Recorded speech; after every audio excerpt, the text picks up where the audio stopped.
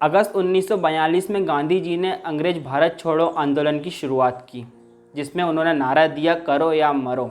इस आंदोलन ने अंग्रेज़ों को भारत छोड़ने पर मजबूर कर दिया। लेकिन दूसरी तरफ भारतीय जन सुभाष की दीर्घायु, भारत माता की आज़ादी और भारत के प्रजातंत्र को फलने फूलने की कामना माँ कात्यायनी से कर रहे थे। सुभाष ने ध्वजा फहराया, तिरंगे फूलों का तुला बनाया गया। देश को आज़ाद कराने के लिए संकल्पित सैनिकों के संगठन के लिए धन की आवश्यकता को देश के प्रत्येक नागरिक ने महसूस किया और नेताजी के जन्मदिन के दिन उनके भार के समान धन इकट्ठा किया गया, जिसमें सोना, चांदी और अन्य जवाहरात भी मौजूद थे। इस धन से आज़ाद हिंद फौज की स्थापना हुई और प्रत्येक महिला, युवती, विवाहित और वृद्धा ने अपनी सभी आभूषण इस तुलादान में प्रदान किए। तभी हमारे कवि कुल के श्रेष्ठतम कवि ने कालजी रचना लिखी, गोपाल प्रसाद व्यास जी ने, नेताजी का तुलादान।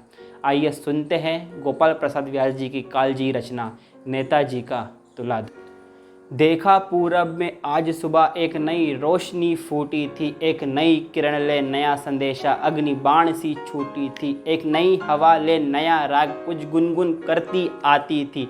आज़ाद परिंदों की टोली एक नई दिशा में जाती थी, एक नई कली चटकी इस दिन रौनक उपवन में आई थी।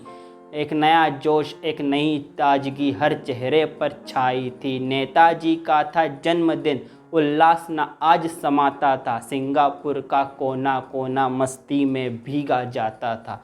हर गली हाट चौराहों पर जनता ने द्वार सजाए थे। हर घर में मंगल चार खुशी के बांटे गए बधाए थे। पंजाबी वीर रमणियों ने बदले सलवार पुराने थे नए दुपट्टे नई खुशी में गाए नए तराने थे। वे गोल बांध के बैठ गई, ढोलक मंजीर बजाती थी। हीर रांझा को छोड़ आज वे गीत पठानी गाती थी। गुजराती बहनें खड़ी गरबा की नई तैयारी में, मानो वसंत ही आया हो सिंगापुर की फुलवारी में। महाराष्ट्र नंदिनी बहनों ने इकतारा आज बजाया था।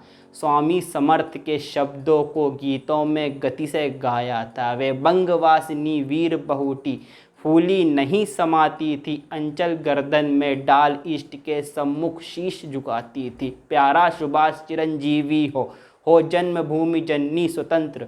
माँ कात्यायनी ऐसा वर दो, भारत में फैले प्रजातंत्र। हर कंठ कंठ से शब्द यही सर्वस्त्र सुनाई देते थे। सिंगापुर के नर नारी आज उल्लासित दिखाई देते थे। उस दिन सुभाष सेनापति ने कौमी झंडा फहराया था। उस दिन परेड में सेना ने फौजी सैल्यूट बजाया था। उस दिन सारे सिंगापुर में स्वागत की नई तैयारी थी। था तुलादान नेताजी का, लोगों में चर्चा भारी थी। उस रोज़ तिरंगे फूलों की एक तुला सामने आई थी। उस रोज़ तुला में सचमुच ही एक ऐसी शक्ति उठाई थी जो अतुल नहीं तुल सकती थी दुनिया के किसी तराजू में। जो ठोस सिर्फ बस ठोस, जिसे देखो चाहे जिस बाजू में, वह महाशक्ति सीमित होकर पल्ले पे आन बिराजी थी। दूसरी ओर सेना चांदी रत्नों की लगती बाजी थी।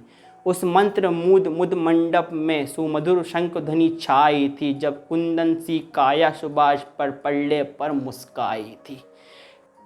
एक वृद्धा का धन सर्वप्रथम उस धर्म तुला पर आया था। सोने की ईंटों से जिसने अपना सर्वस्व चढ़ाया था। गुजराती माँ की 5 ईंट मानो पल्ले पर आई थी। था पंच यज्ञ से हो प्रसन्न, कमला ही वहाँ समाई थी। फिर क्या था, एक एक करके आभूषण उतरे आते थे। वे आत्मदान से साथ साथ पल्ले पर चढ़ते जाते थे। मुंदरी आई, छल्ले आए, चोपी की प्रेम निशानी थे। कंगन आए, बाजू आए, जो रस की स्वयं कहानी थे। आ गया हार ले जीत स्वयं, माला के बंधन छोड़ा था। लल्लाओं के परवशता की जंजीरों को घर तोड़ा था। आ गई मूर्तियाँ मंदिर की, कुछ फूलदान टिक्के आए। तलवारों की मुट्ठे आई, कुछ सोने के सिक्के आए। कुछ तुलादान के लिए युवतियों ने आभूषण छोड़े थे। जर्जर वृद्धाओं ने भेजे अपने सोने के तोड़े थे। छोटी छोटी कन्याओं ने भी करना फूल दे डाले थे, ताबीज गले से उतारे थे, कानों से उतरे बाले थे। प्रति आभूषण के साथ साथ एक नई कहानी आती थी, रोमांच नया, उद्गार नया, पड़ने पर भरती जाती थी। नस नस में हिंदुस्तानी की बलिदान आज बल खाता था, सोना चांदी हीरा पन्ना सब उसको तुच्छ दिखाता था। अब चीर गुलामी का कोहरा एक नई किरण जो आई थी, उसने भारत की युग युग से यह सोई जाती जगाई थी। लोगों ने अपना धर सर्वस पड़ले पर आज चढ़ाया था, पर वजन अभी पूरा नहीं हुआ, कांटा ना बीच में आया था। जो पास खड़ी सुंदरियों ने कानों के कुंडल खोल दिए, हाथों के कंगन खोल दिए, जूड़े के पिन अनमोल दिए। एक सुंदरी सुघड़ कलाई की खुल रिस्ट वॉच भी आई थी, पर नहीं तराजू की डंडी कांटे को सम पर लाई थी। कोने में तभी सिसकियों की देखा आवाज़ सुनाई दी, कप्तान लक्ष्मी लिए एक तरणी को साथ दिखाई दी। उसका जोड़ा था खुला हुआ, आंखें सूजी थी लाल लाल, जिसके पति को युद्ध स्थल में कल निगल गया था कठिन काल। नेताजी ने टोपी उतार उस महिला का सम्मान किया, जिसने अपने प्यारे पति को आज़ादी पर कुर्बान किया। महिला के कंपित हाथों से पड़ले में शीश फूल आया, सौभाग्य चिन्ह के आते ही काटा सहमा कुछ थर्राया। दर्शक जनता की आंखों में आंसू छल छल कर आए थे। बाबू सुभाष के रुद्र कंठ से यूं कुछ बोल सुनाए थे, हे बहन देवता तरसेंगे तेरे पुनीत पद वंदन को, हम भारतवासी याद रखेंगे तेरे करुणा क्रंदन को। पर पड़ला अभी अधूरा था, सौभाग्य चिन्ह को पाकर भी थी स्वर्ण राशि में अभी कमी, इतना बेहद गम खाकर भी। पर वृद्धा एक तभी आई, जर्जर तन में अकुलानी सी, अपनी छाती से लगा एक सुंदर चित्र छिपाती सी, बोली अपने इकलौते का मैं चित्र साथ में लाई हूँ। नेताजी लो सर्वस्व मेरा, मैं बहुत दूर से आई हूँ। वृद्धा ने दी तस्वीर पटक, शीशा चरमर कर चूर हुआ, एक स्वर्ण चौखटा निकल आया, उसमें से खुद ही दूर हुआ। वह रुद्र सिंह सी बोली, बेटे ने फांसी खाई थी, उसने माता के दूध को कालिक नहीं लगाई थी। हाँ इतना गम है अगर कहीं, यदि एक पुत्र भी पाती मैं, तो उसको भी अपनी भारत माता की भेंट चढ़ाती मैं। इन शब्दों के साथ साथ चौखटा तुला पर आया था, हो गया तुला समतल, कांटा झुक गया नहीं टिक पाया था।